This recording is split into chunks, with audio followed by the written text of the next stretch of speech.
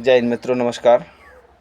आज हम लोग देखेंगे और चर्चा करेंगे। एक भाई का कमेंट भी था कि कौन से रैंक का ट्रेनों में ड्यूटी लगती है, स्कॉटिंग ड्यूटी।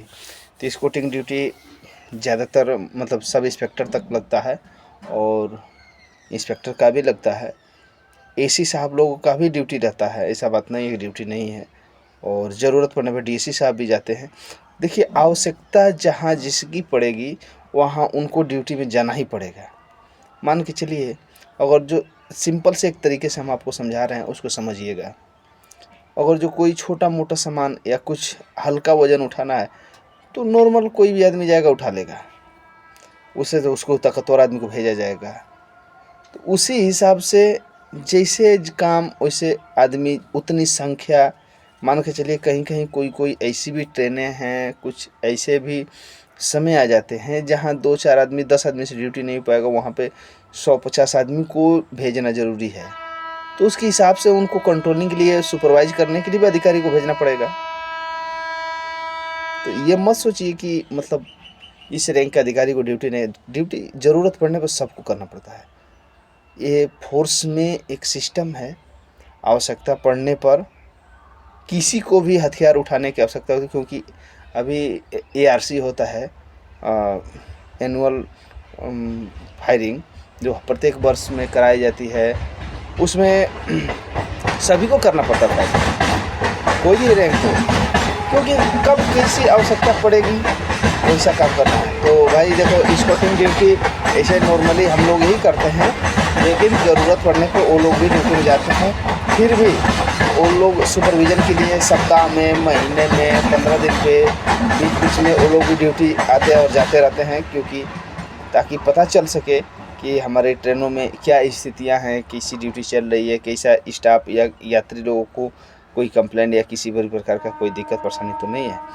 और इस तरह से होते रहता है। और रही बात आवश्यकता की, आवश्यकता पड़ने पे कोई भी रैंक की ड्यूटी लगेगी, वो अधिकारी साहिबान भी जाते हैं। तो ऐसा नहीं है कि सिर्फ स्कॉटिंग ओनली फॉर सिपाही कांस्टेबल के नाम से लिखा गया, ऐसा कुछ नहीं है। सुरक्षा कर्मी, सुरक्षा अधिकारी, सब लोग एक हमारे वर्ड से एक चीज़ है कि सैनिक सभी हैं। जो सुरक्षा का कार्य करते हैं सभी सैनिक हैं और सबका एक ही ध्येय है, सुरक्षा। चाहे वो छोटे रैंक का हो या बड़े रैंक का हो, सबका ध्येय है सुरक्षा।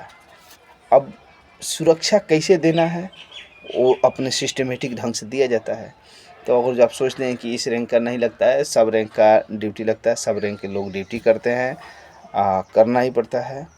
क्योंकि अगर वैसे नहीं होगा तो फोर्स आगे भी नहीं बढ़ेगा।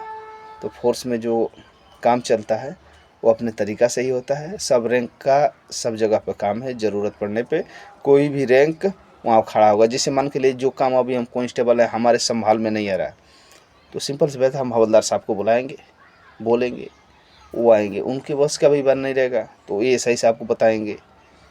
सब इंस्पेक्टर साहब आएंगे, उनके बस के भी नहीं, इंस्पेक्टर लोग आएंगे, उनके बस के एसी लोग आएंगे, एसी के भी कंट्रोल में नहीं हो रहा था, डीएसी साहब भी आएंगे। अगर जो उनसे भी नहीं हो पा रहा था, आईजी से डीआईजी, आईजी, लास्ट होता है आपका डीजी साहब। तो जो काम मतलब जिस परिस्थिति से सुधर सकता है, हो सकता है सही सलामत, उनसे होगा। तो सिचुएशन के ऊपर सारा डिपेंड होता है। कोई ऐसा नहीं है कि यही ड्यूटी करेंगे, ये नहीं करेंगे, जैसे ज़रूरत होती है वैसे हो जाता है। तो दोस्तों, अपने दिमाग से निकाल दीजिएगा कि कौन सा रैंक का क्या काम है। सब रैंक का एक ही काम है, जैसे ज़रूरत वैसे काम। जय हिंद।